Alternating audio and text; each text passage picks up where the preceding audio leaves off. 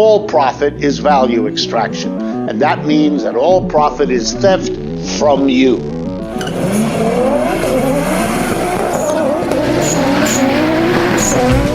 Corporate America is on welfare, and we've got to get them off welfare.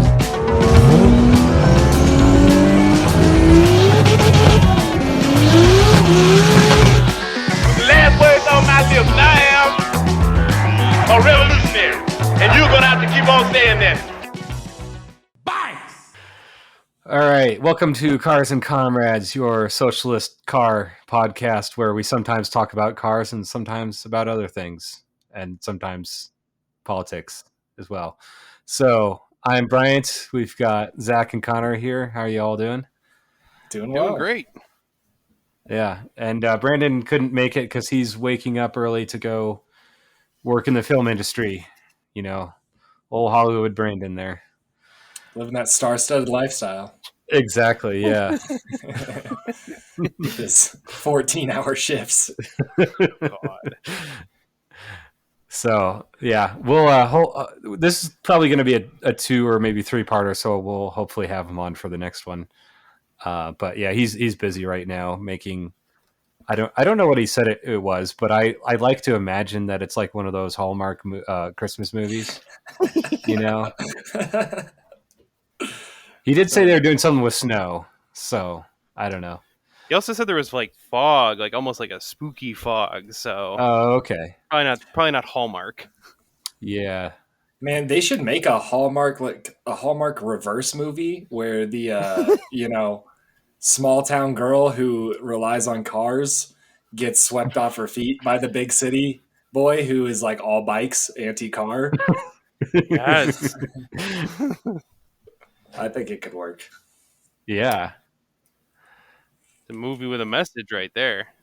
Oh yeah, staying on brand. Yeah, so we're gonna do a little bit of the history of bicycles in this episode, but we're gonna talk a little bit about our own projects here briefly. I know some folks don't really care for this segment, so we'll put the timestamp down below. You can skip ahead, or we might split it up. We haven't really decided how we're doing things, so that'll all. Yeah, we'll figure it out. Maybe we'll edit out this part where I'm talking about it. Nope, stays in. Okay. Stays in. Part of the process. Yeah, we're committed to making way too long podcasts. No cuts. All right, who wants to go first? I forget how we did it last time, or what last time was even. You know, time is not real anymore. Yeah. Time is an imperialist concept. Indeed. Well, I'll go first because I got a fun little update. I'm currently actually doing some work here, although it's not car related. I'm currently trying to wrap a rather large Christmas present while recording the podcast. So that's super fun. But it's large. It's kind of a surprise, and my partner is not in the apartment, and I definitely have nowhere to hide it. So kind of had to be wrapped. So there's a fun update.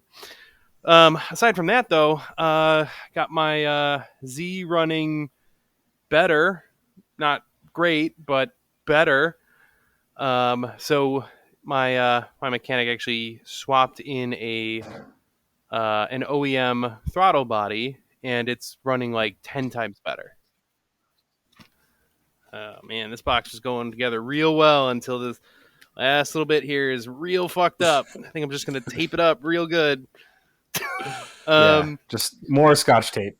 Yeah. Just You know, get like hey, a I tried. patchwork wrapping over it. It'll look fine. Yeah. I might have to do that. Oh, so close. Anyway, so the Z is running much better than it was. It's not doing all the surging nonsense that it was doing. So that's a plus. And that's from switching to the OEM throttle body, because apparently the reality of the aftermarket larger ones is that they don't actually do anything on the Zs. So Wow. they don't do anything, but they do cause lots and lots of problems. So, you know, that's been a fun little journey. I've heard of people using like bigger throttle bodies, like from a Corvette or something, but I think that was like with a standalone ECU. It depends on the car. So like some cars, a bigger throttle body will definitely get you more power. On the VQs, it does not. Now, of course, they still sell the aftermarket throttle bodies because it's capitalism, and so they just lie. But the truth is, I have it on pretty good authority from people at the performance shop who know, like, people who actually make the parts, and they're like, yeah, it's just an Ultima throttle body that we put a fucking different, pigtail harness on. It doesn't actually get any power.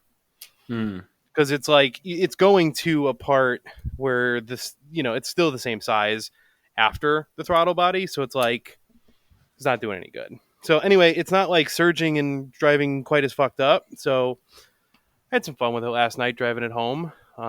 Blew some fireballs on the highway and shit. It was cool. Nice. Still not perfect. But it is like much more drivable now, because it was like real rough driving it before. Yeah. So that's a plus. Other update, I did watch the Abu Dhabi Grand Prix this morning, so I got up bright and early at 7. Watched this race, and let me tell you, fucking horse shit. So I heard about this. I am not an F1 fan, so I don't really know, but it's going to be, so by the time this episode comes out, everyone's going to know. Man, there was a safety car right at the end, and it should have finished the race under a safety car, which is super anticlimactic, but instead they wanted like a good show, so they took the fucking first place guy and the second place guy, and there was all these cars in between them because they had lapped people, and they're like, you know what would be really cool if we just like got rid of all these cars that were in the way, and we let them go ahead of the safety car, and then we bunched the two cars up so that they're like right next to each other, even though the guy in first had like a fucking 20-second lead. They're like, okay, well, we'll put them right next to each other, and then we'll let them race it out for one lap. Oh, and by the way, the guy who's now in second is on brand new soft tires, and the other guy who was in first the whole race, he's done, some like 45 laps on the hard tires that are looking rough now. oh, And so that's some bullshit. This was Hamilton Verstappen, right?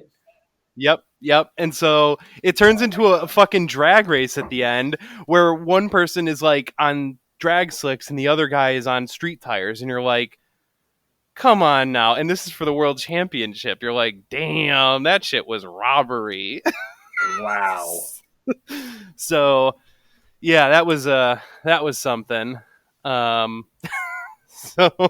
yeah, that was quite a race. I mean, just obviously everyone was like, hey, this is fucking crazy. And they were right. So yeah, that's pretty much it for my car updates and my stupid gift wrapping while on the podcast, because I'm irresponsible. But that's all I got. Yeah, well, and I have done absolutely nothing on my car other than pump up a tire that was low. I was going to work on it today, but I just went for a bike ride instead. Ooh, that seems like a good choice. Yeah. While it was still light out. So I might go fuck around with the transmission and try to get it lined up again tonight. But yeah, that's all I've got so far. So actually, yeah, that reminds me. Sorry, I forgot. The reason I was so late to recording, which obviously, if you're listening, you wouldn't know this, but I was like super late to our recording because I was changing over to my winter wheels, and I had to go to I had to like drive to the, so I had to like go do this, get this Christmas present real quick, drive to the storage unit, fucking swap out all my wheels, and I'm doing it with, a fucking scissor jack and a fucking 4-way and all this. It's funny, for someone who changes wheels and tires as much as I do, I still use a fucking stupid ass scissor jack because I'm fucking, that's just me. So, yep, that's why I was late. Sorry, guys. No, that's good. I should be doing that. I haven't because it hasn't really snowed here that much. But See, that's the problem. You can't wait. You can't wait for it to snow, though. I know, but also my snow tires are way in the back of the garage, hidden by my MR2, and I'd have to move a bunch of shit to get to them. Yeah, And then I'd have to like jack up the car in the parking lot outside. Yep. So I'm just realizing that I have not changed my tires since last winter because a buddy of mine was like, "Yo, I'm buying new wheels for my Subaru. You should buy mine when I get my new ones." I'm like, "Oh hell yeah, I love your wheels, dude. I'll totally buy them." And that was last winter, and he still hasn't bought the new wheels yet. So I just never swapped over. So yeah, that's a good way to not have to switch out your tires to the winter ones. Just never take them off. Run them all summer. Fuck it. yeah, I mean, I do have all season tires on that car, and it's all wheel drive. But still, I should probably switch them to the actual winter tires. Winter tire. I mean, winter tires are great. Although, if you've got an all-wheel drive car, you could probably get away with all seasons, unless you're. I guess Denver's maybe a little bit different, but with what I'm driving, it's undrivable without winter tires.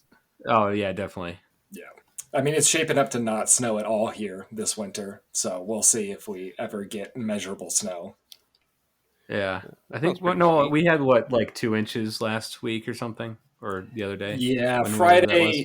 Friday kind of snowed a little bit in the morning, but it was literally all gone by like Right. mid-afternoon, so I'm not even counting it. That's bullshit.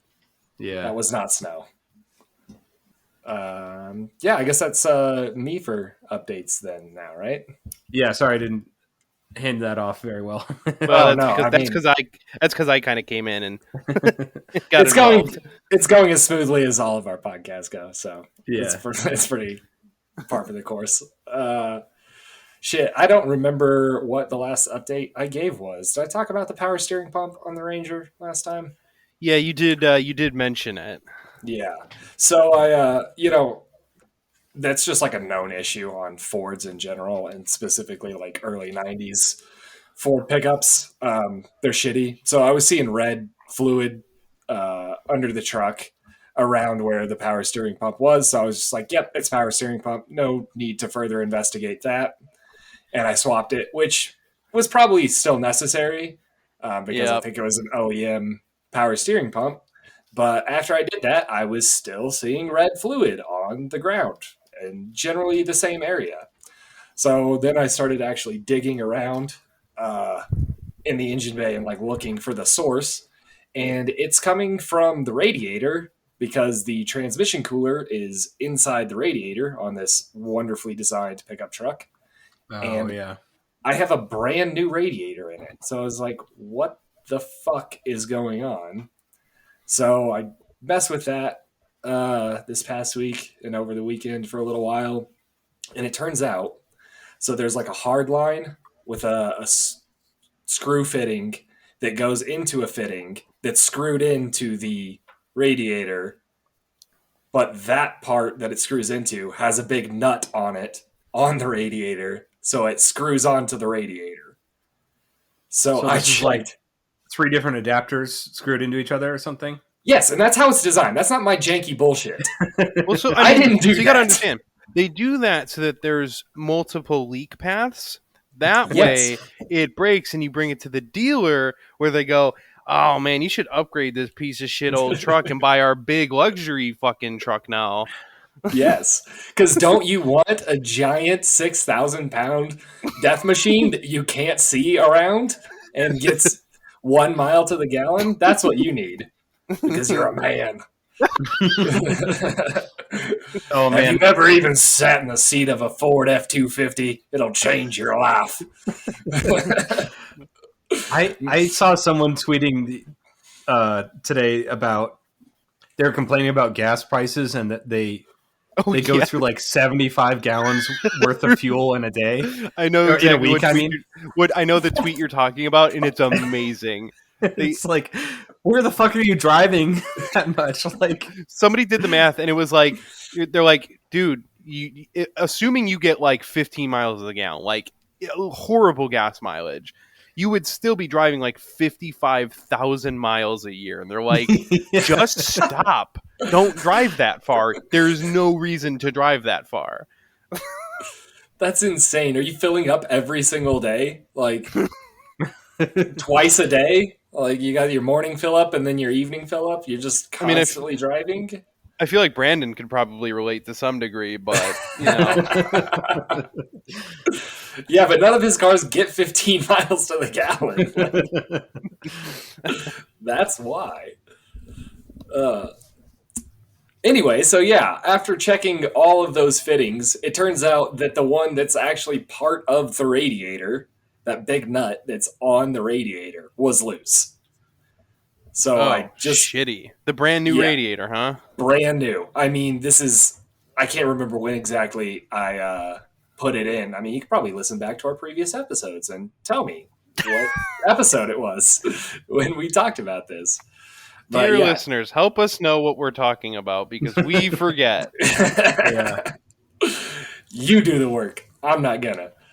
Maybe like a month old. So brand fucking spanking new. And when I tightened it, it moved, I don't know, metric shit, but 3 millimeters maybe. Like too much for me, or too little for me to notice in, fractions of an inch. Yeah. It just like whip, just a little squeep, and that was it. And now it's not leaking. So that's what I've done. That took me hours and hours to track down. Yeah, that's how those little leaks are. Yep. Pain in the ass. Oh yeah, it's a great time. I also did do a little bit of wire tracing because I'm manually locking hubs, but my 4-wheel drive is electronically engaged. And when I manually lock the hubs and then try to click the button, nothing fucking happens. So I got to figure out where in the circuit that's just not connecting to the transfer case. And right now I'm leaning towards it's in the panel on the dash, but it could be wrong. It might not be getting power at the transfer case, and that might be causing issues on the dash because there is a little indicator light that says the 4-wheel drive is on, but that's not coming on. So I was like, well, maybe it's just at the panel. Who knows? I don't know. I tried to trace some shit out.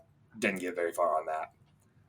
So yeah, it's a 2-wheel drive truck for now, but it's not a leaking 2-wheel drive truck. That's cool. Yeah. All right. Well, I think that is a record for quickest project car updates. Yeah. So all the people that were complaining about that, you're welcome. And go fuck yourself. I guess. So I guess we can, unless we got anything else, we can move on to talking about bikes. Oh yeah. All right. Yeah. And so this, like I said, this will probably be part 1 of a series, at least 2 parts. And, if you're listening and you actually know shit about bikes, like you're a bike mechanic, you work at a bike store, you, I don't know, work for, bicycle advocacy org or something like that. You don't necessarily know a lot, but you have very strong opinions. Yeah. Yeah, you can be a guest on our show. That's kind of what we're doing, is not knowing a whole lot but having strong opinions about it. So that might be part 3 if we can get a guest on. So there's some folks I might message here, but yeah, if you're listening and you think that's you, then yeah, come on the show. And in this one, I think I'm gonna do just sort of like a brief overview of the early history of bicycles, from like the early 1800s through the early 1900s. So we might get as late as 1930 or maybe even 1955-ish, but probably the the early stuff, and we'll save the rest for later. Yeah, so I guess one thing I've learned throughout this is that, like, through a lot of the history of bicycles, it was just a toy for like rich fuckheads to like do hood rat shit with, It was just like young guys that wanted to go fast, and I can identify with that. Oh yeah.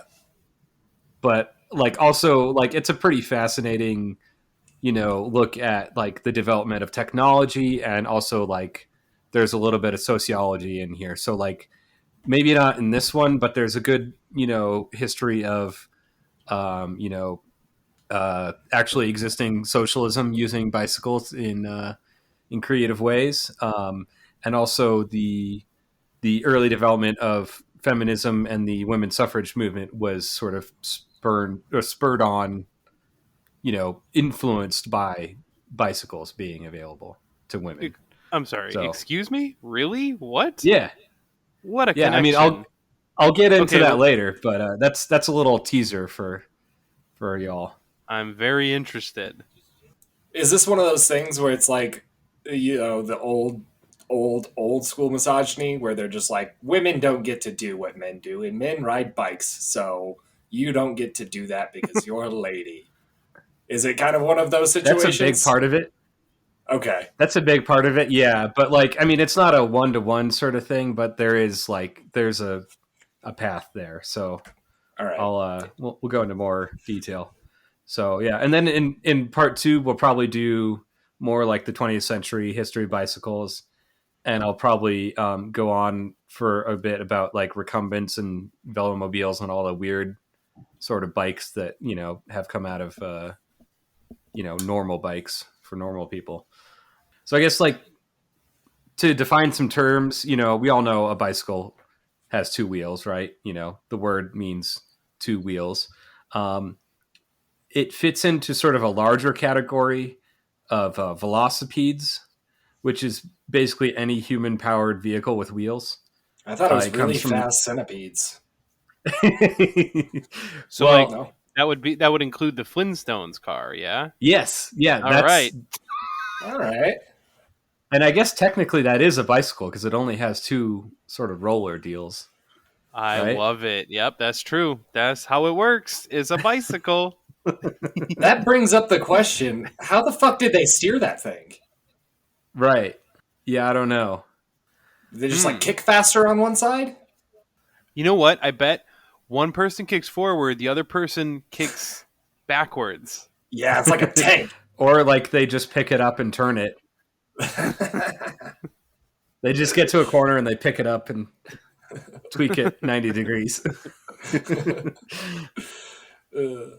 I want to say they did that on Mythbusters. Didn't they make a replica of that? One of those kind of shows. Anyway, yeah, so velocipede comes from the Latin word for fast foot. So you're not far off with the, centipede thing. The first sort of invention that's kind of like a bicycle was created by a German guy named Baron Karl von Drais in 1817. And he called it the Laufmaschine, which I think just means fast machine. But people generally in Europe called it the Draisine, so named after von Drais. It was also called the hobby horse or the dandy horse. And this is because it was just a bunch of rich noblemen that fucked around on these bikes. Oh, of course. And, they're a bunch of dandies. And it was their hobby. So this is basically just a wooden frame with a couple of spoked wheels, kind of like wagon wheels. And then you just push it with your feet, kind of like the Flintstones car. And so you could, you could go a couple miles an hour. They didn't really have like modern ball bearings or anything. It was basically just a wagon with two wheels. Okay. And they usually had, like wagon wheels with like iron tires, iron bands around the wheels. So they didn't ride very nice. And they're also like super heavy, big chunky chunks of wood. Would the brakes be like wagon brakes, basically just like a piece of wood that just levered down onto the face of the tire? Yeah. Kind of smushed into it? Okay. Yeah. And that was basically how brakes worked on bicycles up until like almost 1900. It wasn't necessarily a chunk of wood on a steel tire. It was more often maybe a chunk of steel on a rubber tire or a piece of rubber or leather on a rubber tire. But yeah, that was like, pretty typically used for a long time. So from about 1820 to about 1860, tricycles and quadricycles became more popular. So you didn't have to balance on two wheels. You had, 3 or 4 wheels. And I couldn't really find any pictures of these old tricycles and shit. Like, I mean, there's probably not that many that remain. And it's not really clear if these had pedals or if they were, you're just kicking your feet to move them or what.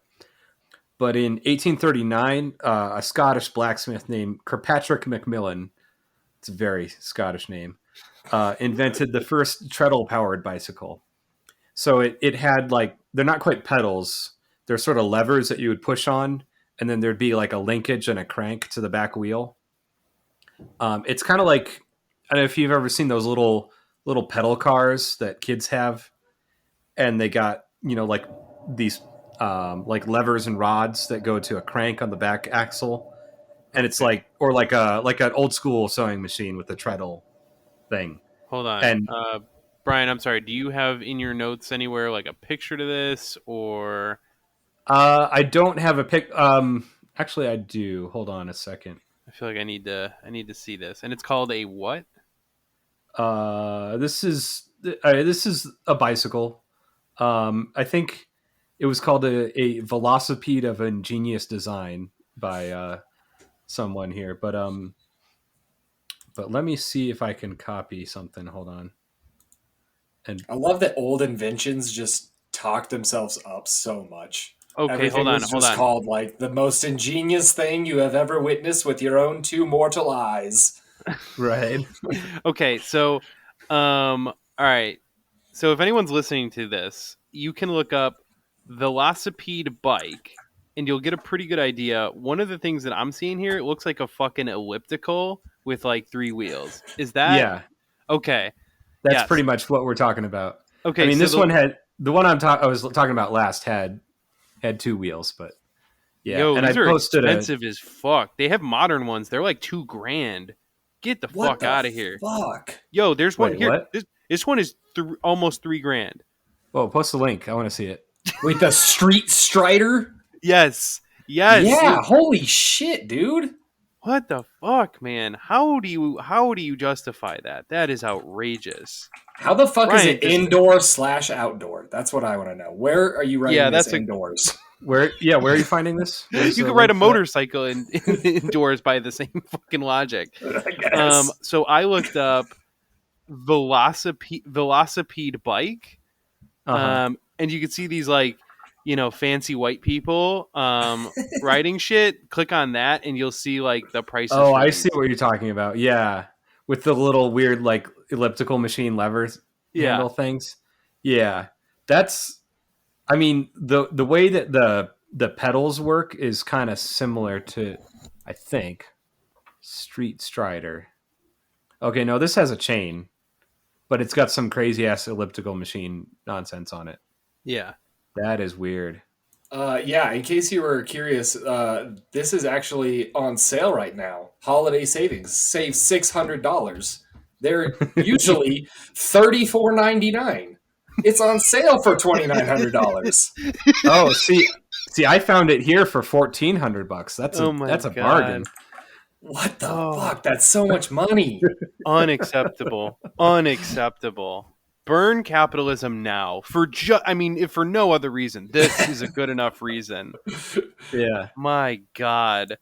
Yo, I'm about to go commit some anti-Street Strider action. Some bullshit. Believe me, in my anarcho-communist fucking utopia, these are accessible and subsidized by the government. Or, well, not the government, but you know what I mean. These are available for not... Yeah, these are not for $3,000. In my utopia, they don't exist. All history of them has been deleted. They will never exist again because it's dumb as shit. It's so goofy. I'm sorry if you are a Street Strider enthusiast and I've just destroyed your way of life. But yeah, all this money for something that is very similar to what this guy made in 18 whatever 39. Dear God. All right, yeah, sorry, we derailed you here, but that's to be expected. Hey, yeah, I mean, bicycles have derailleurs, so we're just On brand. Staying on Exactly. brand. That's what we're about. Yeah. Okay. So I added a link in the notes to that thing. It's filed under overpriced weird elliptical bike thing. So where was I? Okay. Yeah. So, and this is a little bit disputed. There's not a whole lot of documentation about it. Like, I guess there's I forget if it was an English or a French guy who claimed. Some people say he was the inventor of the first bicycle with actual pedals or whatever. But this guy, Macmillan, he's also associated with the first recorded instance of a cycling traffic offense when a Glasgow newspaper in 1842 reported an accident in which an anonymous gentleman from Dumfriesshire, bestride a velocipede of ingenious design, knocked over a little girl in Glasgow and was fined 5 shillings. So he probably had his little shitty spoon breaks, and just wiped out and took out some little girl. Of all the things that have been lost to history, I like that incident is forever part of history. Yeah. Oh, man. So, and then, it took until 1853 when someone decided, hey, why don't we just put some like cranks and pedals on the wheel itself, like on the hub? And that was a Bavarian guy named Philip Moritz Fischer. And this had cranks on the front wheel. So it was kind of like a modern kid's tricycle. Gotcha.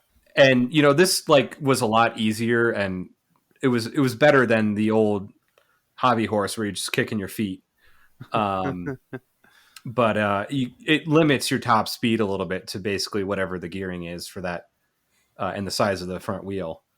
And this style, it became popular in Europe and a little bit in America, but it was known, at least in America, as a bone shaker because it had a rigid frame and those metal tires that we were talking about. This is almost like my car. Oh, dude, that reminds me. I was driving around yesterday and saw a Escalade with must have been 25 or 30-inch wheels and the thin, low-profile tires on it. Oh yeah, 2-inch sidewalls or something like that. Rubber bands. Basically, yeah. It looks like it. It would fall apart if it hit a pothole. Which, I mean, there's plenty of potholes around here. I don't know how it's still going, but I don't know. Yeah. But yeah, so I guess the roads in America were not the greatest in the 1800s, and still that not. Tradition lives on today. Yeah, and so this thing never really caught on in America, but it was popular in Europe, and this was the first mass-produced bicycle. Because they had cast iron frames, so not very light, but also super brittle. I would imagine they probably broke all the time. Yeah, it took them a while to figure.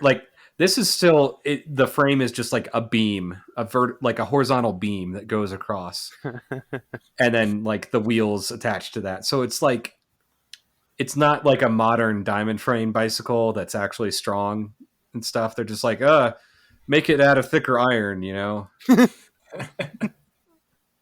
Should we change the way that we design this? No. No, we should not. We should just make it bigger. Yeah. Yeah, I mean, this is still when engineering was at its infancy and people are still figuring shit out. You don't a bridge or a locomotive from the same time period is just heavy as fuck. Yeah. Oh, yeah. They didn't figure out how to make lightweight things for a while. Apparently they hadn't discovered triangles yet. Yeah, exactly. Basic engineering principles were nowhere to be found. Right. If you've ever built a roll cage, triangle strong. Oh yeah. It's one of the things that I often think about is everyone's like, oh, all these great thinkers and shit. I'm like, back then, everything was so fucking dumb that it's if you were of mild intelligence, you could be like, damn, what if we like used a triangle instead of a beam? Shit was a lot easier to invent back then. Now it's like, okay, everything that was invented by rich dudes who were blasted on codeine and cocaine. Like, they had no idea what they were doing. They just had money, and they're like, this is the right way. I know, because God told me. And then they just went with that. Yeah, so like that's one of those, like, again, the like primitive accumulation stage of capitalism is just like, yo, it was fucking easy to just come up with a new idea. You're like, now it's kind of tough. You're like, all the ideas been had. So if you don't have a multi-million or billion-dollar funded research lab, you're kind of shit out of luck. I mean, with a few exceptions, but yeah, back in the day, there was a lot to improve on. Holy shit. Okay, sorry to derail again. I just found a picture of a modern day velocipede. It's called the Fliz bicycle, and it's basically just a big U upside down with a wheel on other end, and you are harnessed into the U, and then you just kick your feet down. So you just run on the ground. It's what's it called? The Fliz bicycle. Fliz. Oh yeah, it is somehow goofier than the elliptical one.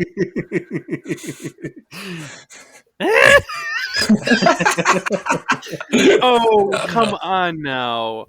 Okay, pause. All right, if you're listening, pause the podcast. You can't. I know what you're thinking. You're like, oh, I could just not look this up. No, you can't. You must look this up. My God. This was invented by a German, wasn't it? It has to have been. Oh my God. You know what this reminds me of? That South Park episode where they had the It or whatever, like circular.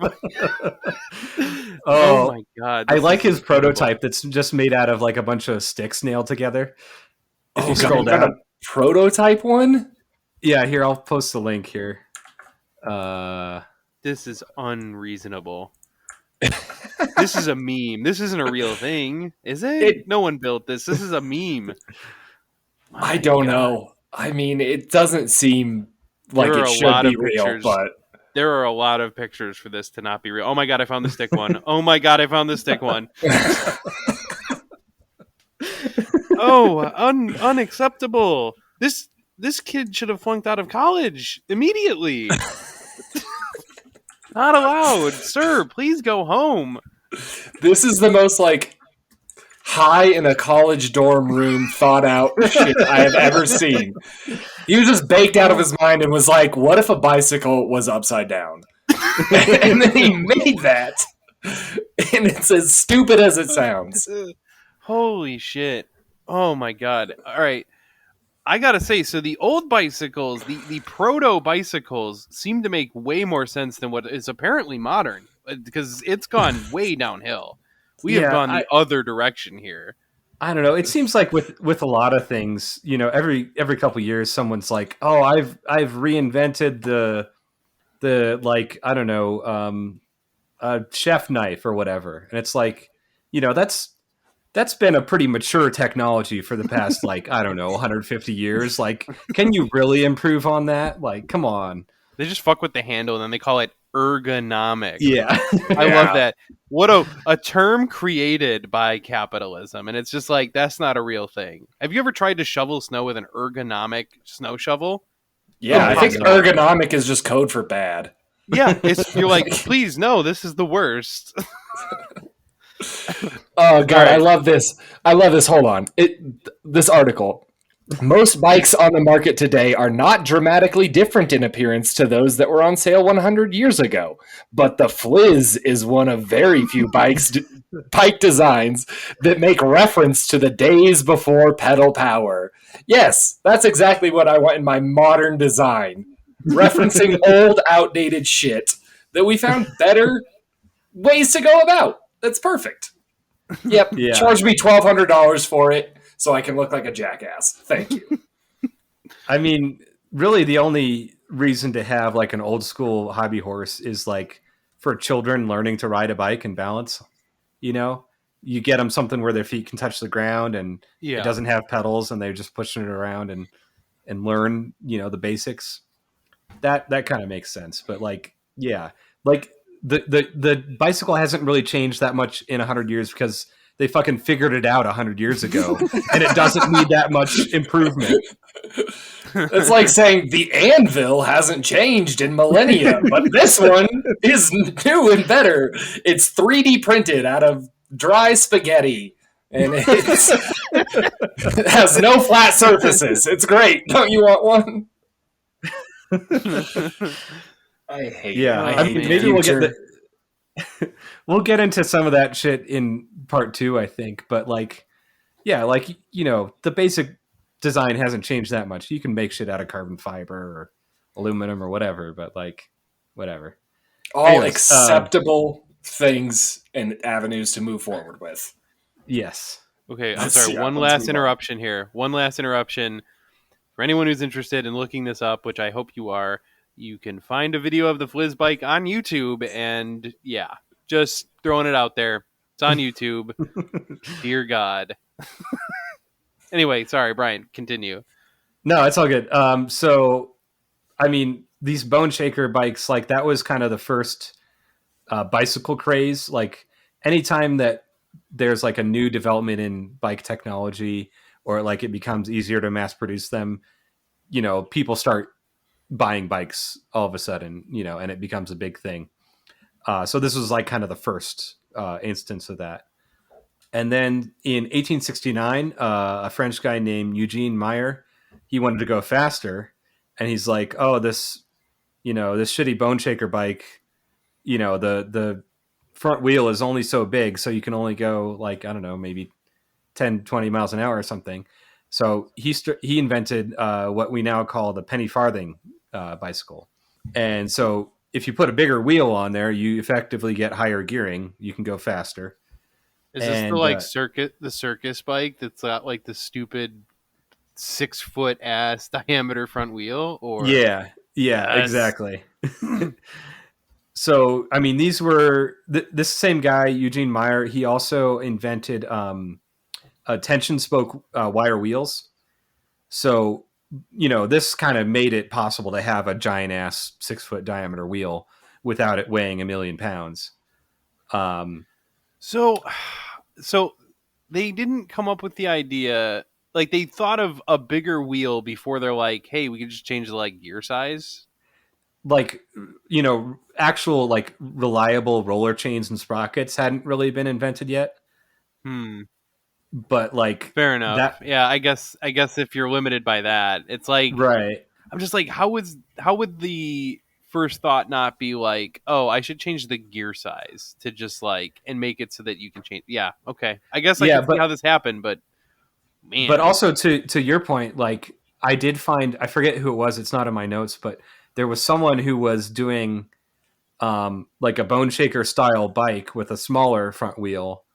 But they had gears and sprockets to gear it up, like integrated into the front of the bike, and it looks pretty nuts. I'll see if I can find a picture of it, but hold on a second. I think the description of a penny farthing as a circus bike is pretty accurate, because every time I see one, all I hear is like it just plays in my head. I can hear it in the background. Oh, I didn't find that, but I did find some like modern take on a penny farthing bike. I really hope this is fake and not something that someone actually built. Yeah, I think this is a render. But yeah, I'll post this in the chat if you want to see something stupid. Penny farthing mountain bike. Always. I always want to see something stupid. So. Mm-hmm. But yeah, so like.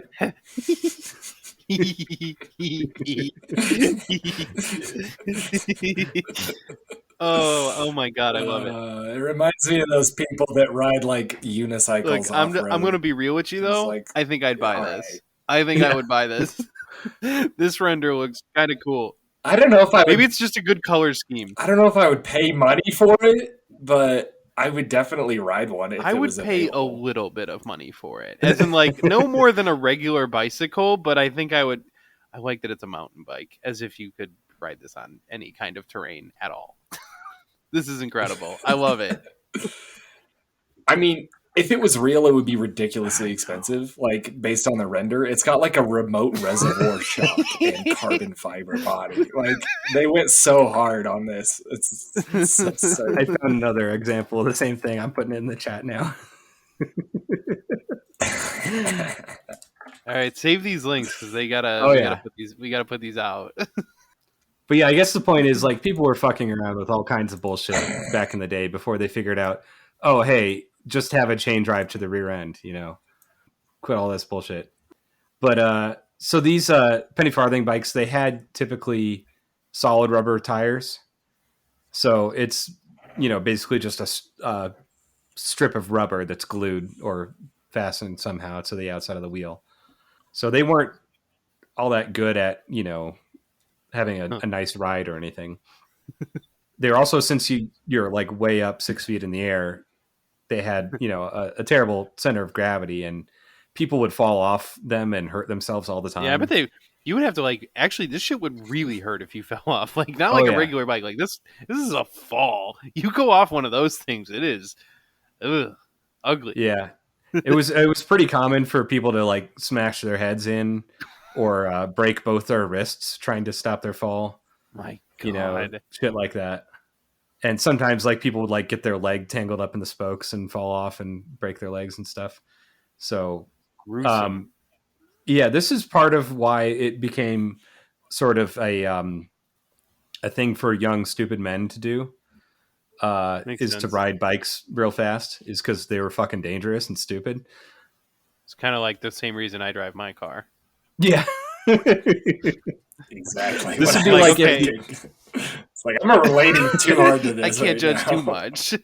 This would be like if the only car you could buy was a 350C, you know. Probably not. Most people would be into it. Technically, I think it still holds the record as the most fatal car on the road. Oh, Jesus, really? Yes. Wow. Yeah, people smash them to bits. They shouldn't. I mean, it is a very stable vehicle, but well, okay, yeah, you can get a little tail happy. I'm just used to that, so. Yeah, no, it is. At least it was in the last couple years. The 350Z held the title of most fatal vehicle, followed by the Nissan Titan, the truck. So interesting. Yep. The 350Z is involved in a lot of single car accidents. Can't imagine why. And the safety is not, great. Although it's a pretty beefy ass vehicle, so I don't know. It's not like a Miata. Well, the safe part of the Miata is that you can't get it going fast enough to hurt yourself. Yeah, I remember when I had my Miata, I was looking in like, should I buy a roll bar? And most people are like, you're more likely to smack your head on the roll bar than actually like have it save you in a crash. So just don't bother. But you might but for a lot of events, like if you want to drift, a lot of times because you've got the soft top, they will make you put in a roll bar. Right. Because rollover risk. So sometimes it's a requirement for the track, but yeah, it's not. I've never seen a car flip drifting because, that's very difficult to do. Oh, excuse me. I actually know someone who flipped a car on the street drifting, but it's because they hit a curb. Were they in a 350Z? It was not me. No, it wasn't me. I know somebody who did that. And it's like, oh yeah, that happened years ago, but it was low speed too. It was at like 20 miles an hour. It just looked goofy. Sorry. Okay, I'm done interrupting. No, it's all good. Back on track. So yeah, I'm not. So there's a lot of innovations that happened in this time period. So 1868, those wire spoke wheels, those solid rubber tires, also in 1868. In 1869, the freewheel was invented. So that's like the one-way ratchet thing that, today. See? Yep, nice. Yeah. So if Brandon was here, he'd probably tell us all about how fixies are better. But we're gonna That would be his reactionary position. yeah. That was invented by William Van Anden of Poughkeepsie, New York. And then same year, 1869, a Parisian bike mechanic named Jules Serruri invented, or he didn't invent ball bearings, but he was the first person to put them on a bike. And so that, greatly reduced rolling resistance, because before that, basically you just had a bronze bearing with some grease or oil in it. Just like plain journal bearings, but not pressurized like they are in a car, just with little drop of oil in there every once in a while. And those weren't the greatest.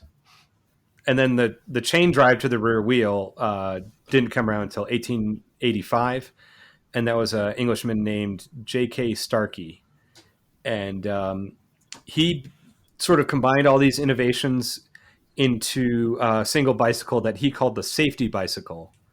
And sold it under the brand name Rover, which is, the progenitor of today's Land Rover.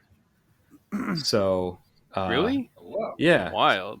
So there's Wait, so that started out as a bike? yeah, and there's a lot of these brands that started off making bikes, like Peugeot is a big one.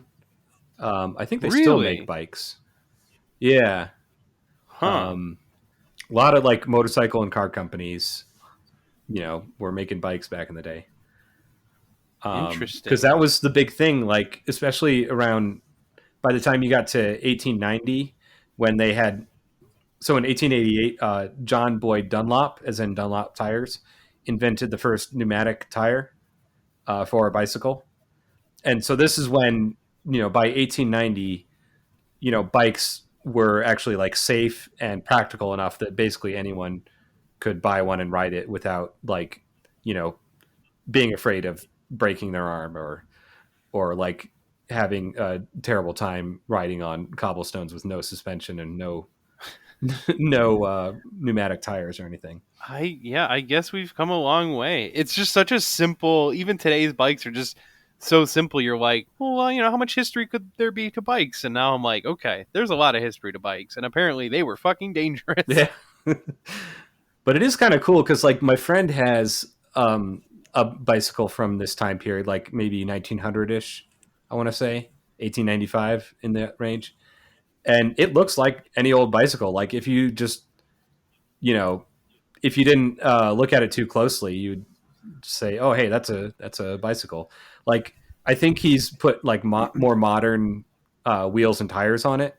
I think Yeah. it came with wooden rims, and I think the old way of putting the tires on there was to glue them on or sew them on. I like that, sewing the tires on. Yeah. So he's got like wheels, like steel wheels from the 1950s that actually have the beadlock sort of, what do you call it? Yeah, that's an upgrade. Yeah. That's an upgrade. Although now that we're going through this, I'm like, God damn, I kind of want an old penny farthing fucking bike. That's what I want. Well, Ride around the neighborhood with that. I've seen people, I think they call it like a mini farthing or something like that, where you basically just take the front end of a regular bicycle and the rear, like a rear wheel from like a child's bicycle, and you build a frame around that, so it's like a penny farthing but just smaller. I like it. Yeah. So here's where we get to the feminist movement. So like before the safety bicycle, women weren't really. It was a social faux pas for a woman to ride a bicycle because, like I said, they were dangerous and terrible. But also, and of course, they were expected to serve their purpose of taking care of men and popping out babies, right? Exactly, yeah. And also, like, you didn't want women going anywhere without a male escort or a chaperone or whatever. Yeah, they might start talking and coming up with ideas. That's no good. We can't have that. No. They might start realizing that, they want more stuff. No good. No bikes for women. All right, I get it. So it was socially accepted for them to go like on a tandem bike, like a 2-seater with a, as long With as a the man? guy is driving. Yeah, as long as it's with a man, of course. So there's a couple different versions to that. There's like the tandem bikes like we have today, which I always wonder why. Is there a reason why, other than tradition, that women are usually in the rear seat on those? Yeah, I would say probably tradition, Yeah. and But you had a lot of like two-seater tricycles. Like I think Queen Victoria had one of these. Wait, a 2-seater tricycle? Yeah, so it was like you're sitting right next to each other, and you have like 2 big wheels and one in the front for steering. Kind of like, I like. Yeah, okay. like the old school cars, like the old Mercedes Benz from 1890, whatever. That is super cool. I'm like building a shopping list at this point, like just of old bicycles that I want. Like we don't have enough space for it in this apartment. I don't have space for a regular bike in our apartment because there's like a waiting list for the bike room, and I'm like, all right, well, we get out of here, maybe I can have a bike again. But now I'm like, I want 50 bikes because they are in fact cheaper than cars.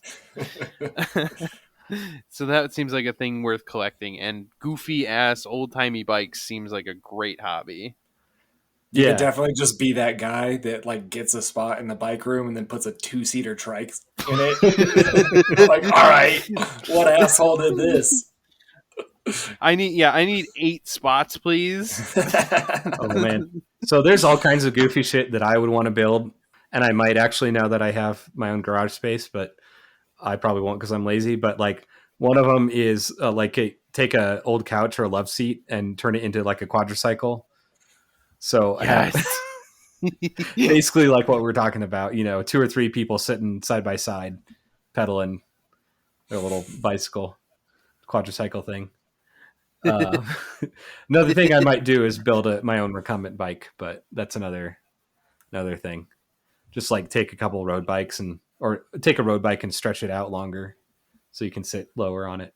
Nice. But yeah, so women started riding bicycles by themselves, and people got freaked out about this, and they really got freaked out when women started wearing pants because yeah, that's not allowed. See, yeah, that's you gotta wear whatever they wore, skirts, I guess, long skirts, maybe. Yeah, and so like there are women's why bikes. did history happen? I don't get history. I don't understand like how it even happened. I'm just like, how is any of this acceptable? I just come on. Sorry. No, yeah, and this is where like bloomers became a thing. Like women would wear sort of baggy pants with a scandalous sort of a vestigial skirt, to say that they're wearing a dress, But yeah, people, a lot of male outrage about this. Also, people were worried that women might use the bike saddle to masturbate. Oh, I didn't want to know that. Yeah. So, God. I'm sure someone does that, but I don't know.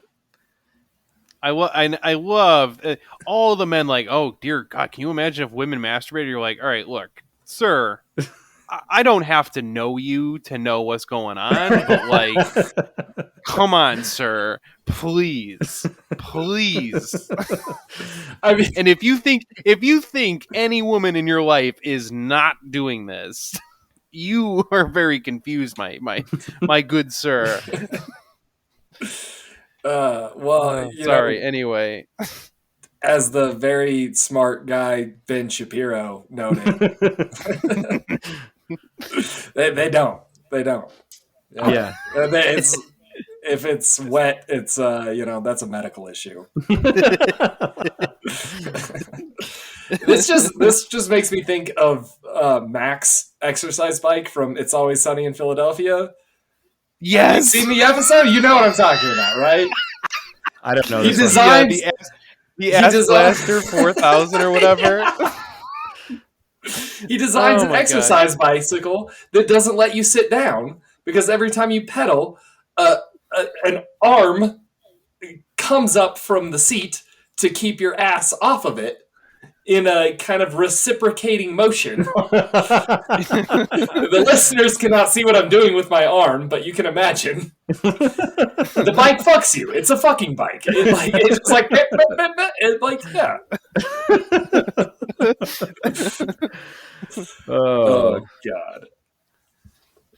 Yeah, that's amazing. So there's also a Dr. Shadwell who said that women might get something he called bicycle face. Yeah, Can't even get through a sentence without us laughing. This is just ridiculous. So of all the things, I think bicycle face might be the funniest thing I've heard. It sounds like an insult that like a third grader would call you. Shut up, bicycle face. Oh man.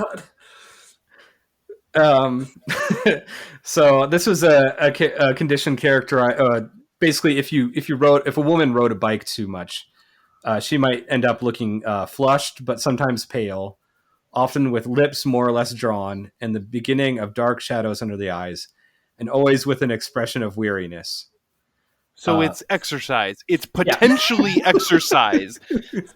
Oh, this condition of bicycle phase. Yeah, it was also included. You should do cocaine about it.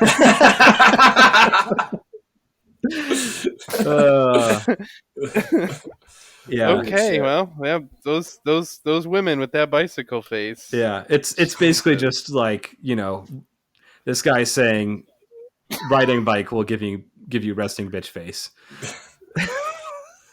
And it's okay. Well, he was a man. Yeah. So he knows. Oh my God. And, all of history needs to be. We should just forget all of history. Forget learning from it. You can't learn from it. It's bad. Just undo it. You know what? Humans were made 20 years ago. That's what happened. No more questions. So symptoms also included a hard clenched jaw and bulging eyes, exhaustion, insomnia, heart palpitations, headaches, and depression. So exhaustion and insomnia. I don't know.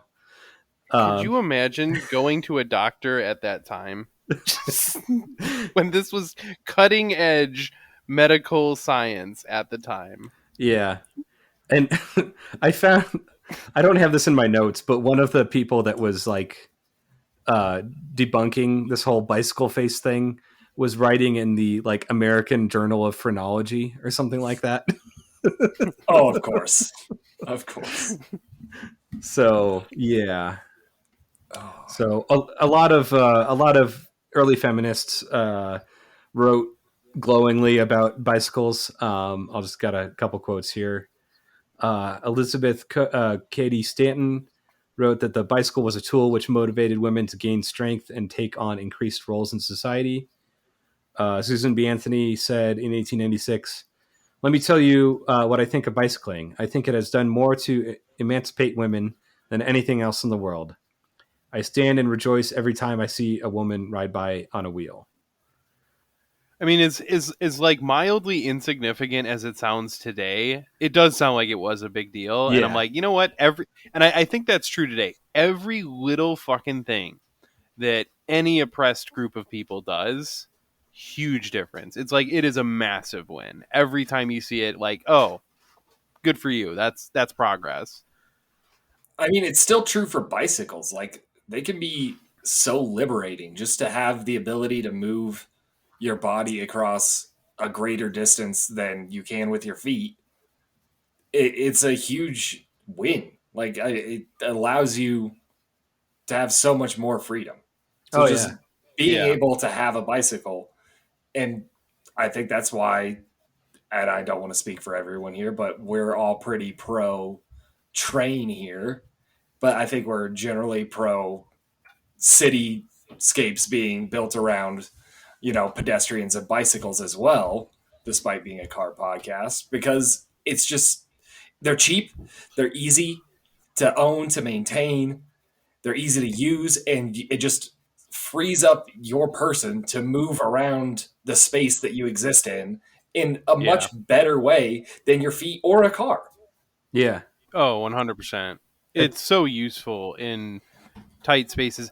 I actually like, I find that like even in cities like, where I'm at, like in the city of Chicago, it is, I don't know, I wouldn't want to ride a bike there. They have bike lanes and stuff, but I don't know, it seems scary to me. I'm just like, it seems like the city was built before, it was built around the car sort of, but it was built around the Model T. So like all the streets are too narrow. Everything is just like, it's not really planned for bikes. And it just, I wish it was more so. Like they would have to do some serious work to make it better, but I hope they do. I mean, biking we should normalize that and make, more walkable kinds of cities, because I don't know, single cars is just not, that shouldn't be the future. Trains, bicycles, and that should be kind of where we focus. Yeah, absolutely. Obviously, cars should still exist, but to some extent, we got to do better. Anyway, sorry. Yeah. Have either of you seen that YouTube channel called Not Just Bikes? You know what I'm talking about? I have not. No. It's a Canadian guy who moved to the Netherlands, and he talks about bicycle infrastructure and what it's like to ride a bike in the Netherlands, but also other stuff just as far as like urban architecture and like how the roads work better in the Netherlands because not everyone is driving everywhere, basically. Yeah, I bet it seems like there's probably a lot of places in Europe that are much better for transportation than, most parts of the US. Yeah. Where was I? Okay, yeah, I got one more quote.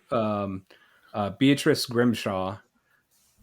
She said that to her family, she was the revolting daughter, as they called them then. Nice. I bought a bicycle with difficulty. I rode it unchaperoned, mile and miles beyond the limits possible to the soberly trotting horses. The world opened before me, and as soon as my 21st birthday dawned, I went away from home to see what the world might to give to daughters who revolted. All right, I am now an anarcho Grimshaw. That all of that. I mean, I think she was like some kind of slightly aristocratic rich girl, but also like props on her for telling the patriarchy to fuck off. Which let's take this moment to acknowledge the fact that a lot of revolutionary heroes have been class traitors to yes. And highborn in some respect. So I don't know what that pattern's about, but there's something to it. Yeah. Being a class trader is fucking awesome if you start off in the ruling class. Yeah. Yeah. Yeah. Just looked that up. Yes, she was of a well-to-do family in Ireland. But yeah, I mean, and some of these, early feminists were kind of racist also. So like, yeah. Can't all be good. What was I going to say? And also it's kind of interesting that like the Wright brothers got their start doing bicycles. Like I think one of them owned a printing press, and then eventually they opened a bike shop called the Wright Cycle Company in 1892. And then first they were just selling bikes, and then they started making their own bikes, and that sort of gave them the skills and knowledge to build the first airplanes. Huh. Okay, so the first airplane, partially thanks to bicycles.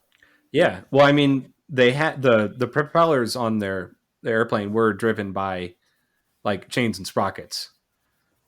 Fair enough. Yeah. So we're still talking about the safety bicycle. By around 1900, this evolved in what's called the roadster style. Today, we'd call this like a city bike or like a Dutch style bicycle. It's got fenders, a chain guard, sort of the swept back handlebars, and you sit on it very upright. So it's not like a racing bike. It's just for getting around in the city and being comfortable and like not getting your clothes dirty. And, I kind of like these bikes. Like my dad had one for a while that he got in the Netherlands. You know, a lot of them have like the 3-speed hub gears, so you don't have you don't have to touch the chain hardly at all ever, except maybe like once a year, open up that chain case, clean it, re-grease it, and you're good. And a lot of the newer ones have like what do you call it? Belt drives, like tooth belts, and those are pretty cool. There's basically no maintenance on that unless you need to like hose it down to get some mud off or something. A belt drive, though? Yeah, like a tooth belt. I'm against belt drives in every instance that they exist. I hate belts. I I'm mean, like, put a fucking chain on it. it's I'm it's super like a against cam belts. belt basically Yeah, on your bike. those should go away too. All belts done. Oh yeah. Oh, my timing belt. I'm like, what the fuck are you putting rubber in there for? Put a chain on. I'm sorry. I just Let me belt wear. introduce you to the Audi 4.2 liter V8 with 4 timing chains on the rear of the motor, and you'll swap belts every 10,000 miles rather than deal with that fucking bullshit. Okay, that's just bad Audi design, and they put it True. in the rear of the engine because they just wanted to fuck with you. That's on purpose. They did. But like, imagine but would it be worse if they were belts that you had to change back there? The answer is yes. I'm not waiting for you to respond. The answer is yes. I was going to try to think up a way that it would not be worse, but no, you're right. It would be worse. Well, I think that's what the Saab 900 had, a timing belt in the back of the engine. Yeah, I think it's easier to change the clutch on one of those than it is to change the timing belt. So, Yep. And you have to change the timing belt because it's going to wear out, unlike a chain, yeah. which sometimes they wear, but last a lot longer. When they have plastic guides that get cut into by a metal chain, they will wear out. Yes. Yeah, that's Ask true. me how I know. So we talked earlier about the spoon brakes, which is just a piece of metal that rubs on the tire. Around this time, around 1900, you first had hub gears, like the internal, 3-speed hub that I was talking about, which is like it's like a planetary gear set, like in an automatic transmission, but you manually shift it. You had the invention of like coaster brakes, drum brakes, rim brakes, the hub gears, which I mentioned, and then derailleurs also.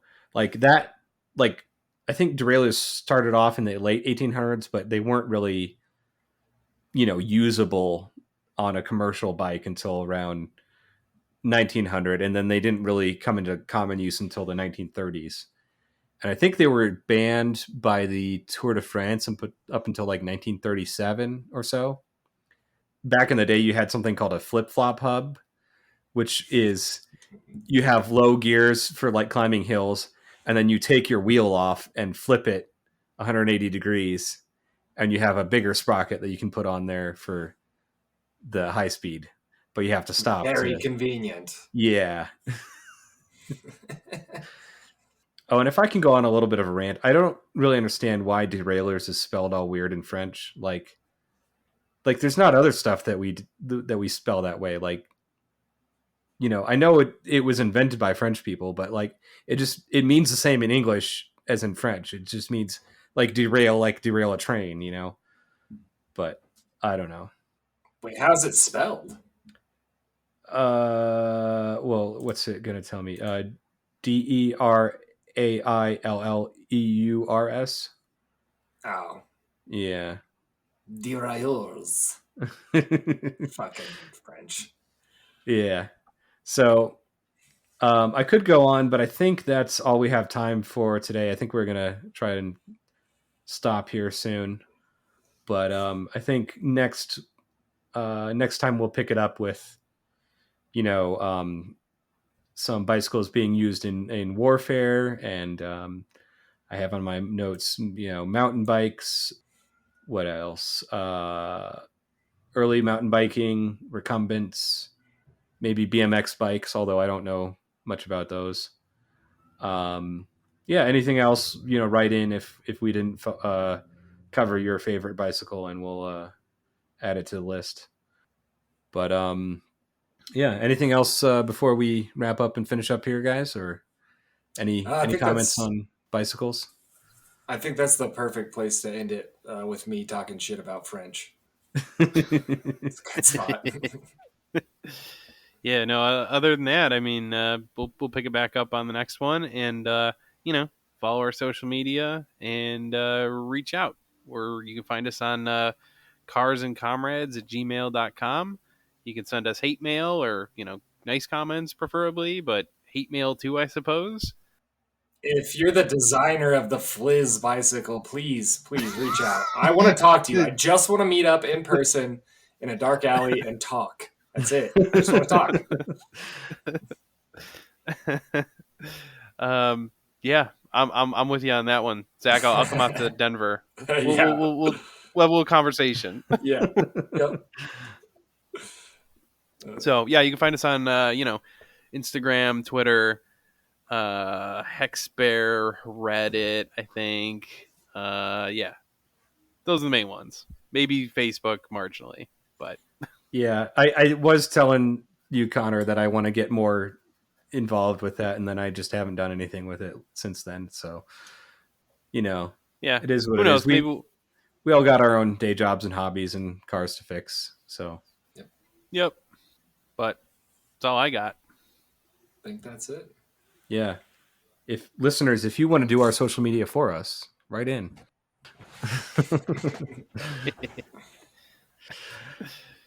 All right. Well, I'm going to call it then. Have a good night, y'all. All right. Yep. Have a Have good a good one. night.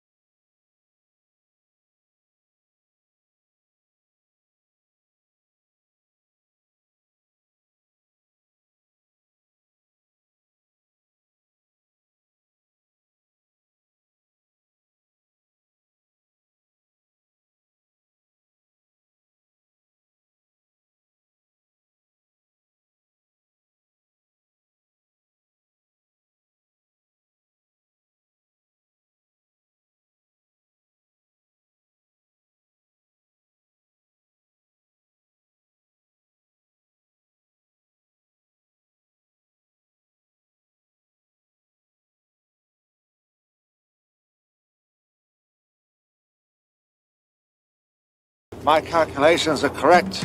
When this baby hits 88 miles per hour, you're gonna see some serious shit.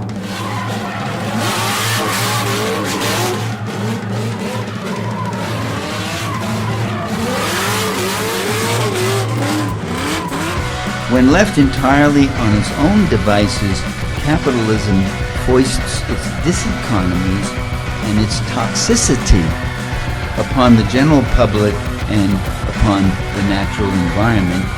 And then it does an interesting thing. It eventually begins to devour itself.